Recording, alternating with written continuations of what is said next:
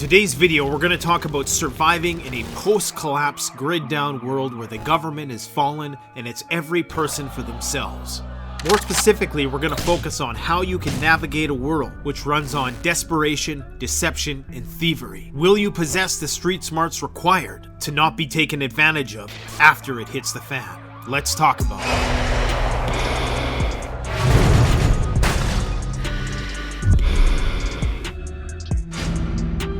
People who live in the inner city may lack the self-reliance skills possessed by those in rural environments, but they do have a much better understanding of people because they're surrounded by them 24/7. Most preppers live in rural environments, and they can be quite introverted.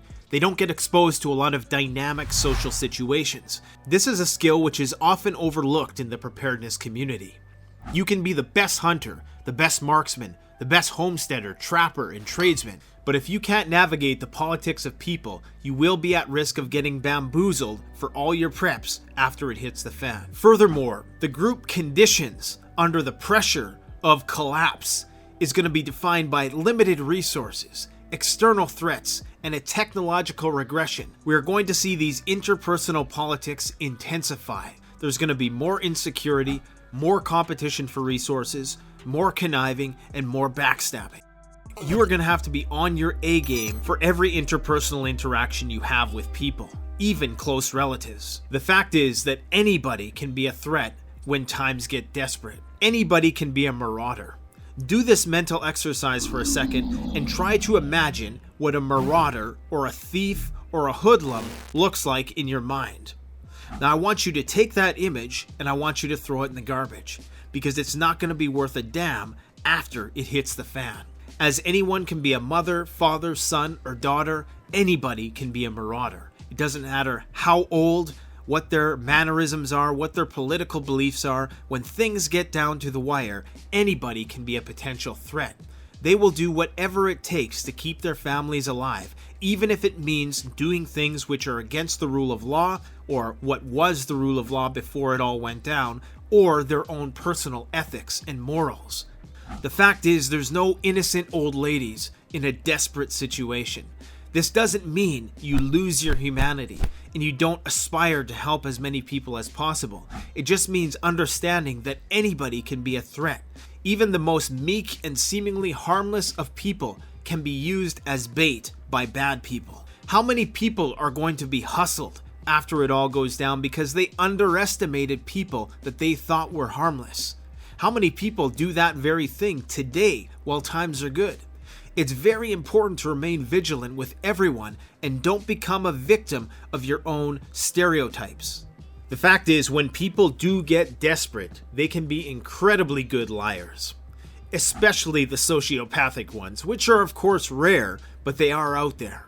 Learning how to accurately judge a person can mean the difference between life or death in a collapse scenario. It can mean the difference between bringing great productive members into your group who are going to have your back, or bringing in people who are going to sabotage, exploit, and backstab. A simple way to figure out what a person is all about in normal times is to judge a tree by its fruit.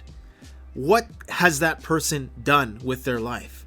That's essentially 90% of who they are. Do they have a family?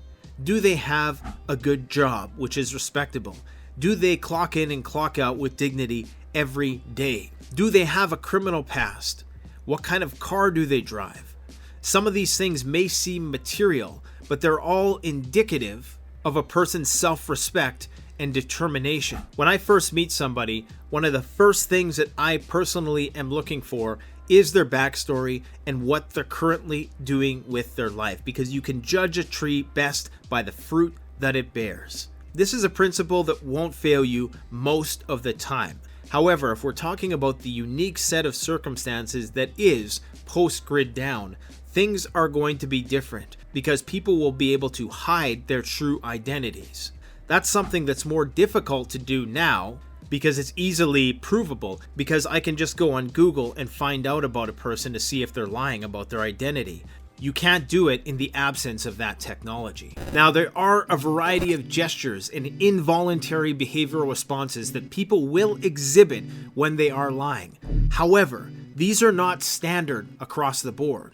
And what is one person's nervous reaction is another person's normal behavior. So in order to determine whether or not somebody is trustworthy, one of the best things you can do is ask a series of questions.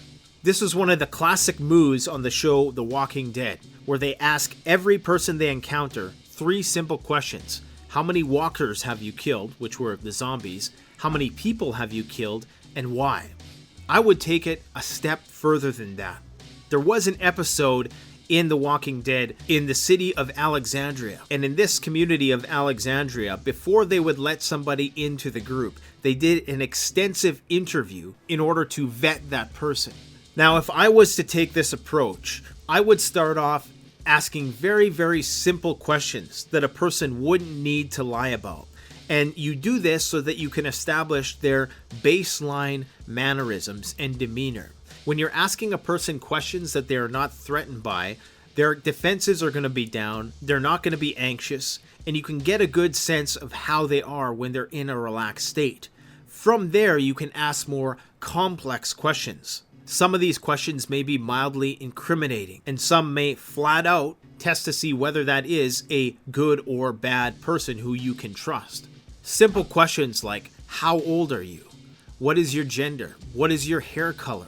Before you start asking the difficult questions, like, where are you from? Are there other people in your group? How have you been surviving? What did you do for a living before the event? Make the questions progressively more personal. And once you've established that baseline with their behavioral responses and you've got a sense of their base rate, then you can ask those tougher questions to see whether or not their reactions to those questions are anxious or outside the baseline. If you ask a difficult question, like what's the worst thing you've done to survive, if they are lying, their behaviors will likely begin deviating substantially from this baseline. They may come in the form of sweating palms, getting fidgety, looking towards places of egress like a window or a door, compulsively tapping their feet.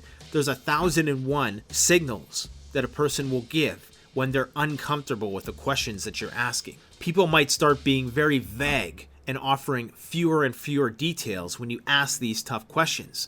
They may even start repeating the question before answering the question to buy themselves more time to embellish the narrative. They may start speaking in sentence fragments or failing to provide very specific details when a story is challenged. And indeed, they may start gesticulating with their hands and their head movements, which may be a telltale sign that they're not telling you the whole story. Some other things that you're going to want to do is just use your observational capabilities.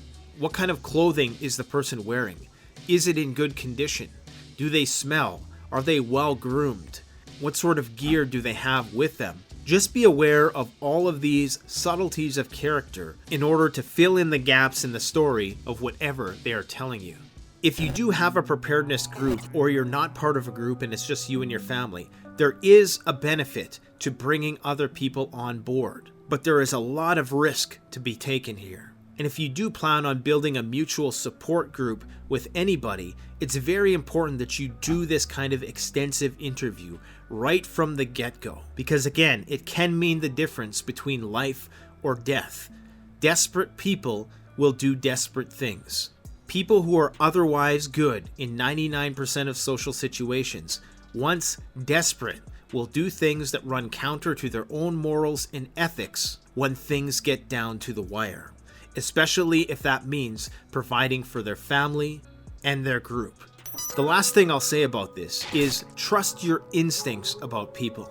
It's difficult to discern what's an instinct and what's an irrational fear. But oftentimes, if you get a bad feeling about a person, chances are there's something that you're not consciously observing about that person, but your unconscious mind is picking up on it. It's just not registering to you on a conscious level. Oftentimes we will block out certain things that we don't want to see in a person because we're trying to be nice and we're trying to be optimistic about the person. But if you get a bad feeling about somebody, even if everything they're saying checks out, you definitely want to get a second opinion on that person from somebody else. And even if they give the person the green light, if you are having a profound bad sense about somebody, it's definitely worth looking into. Now, this doesn't mean that intuition you're having about them couldn't be caused by something else. They might just be an anxious and emotionally unstable person, which doesn't mean that at least in that moment their intentions are bad.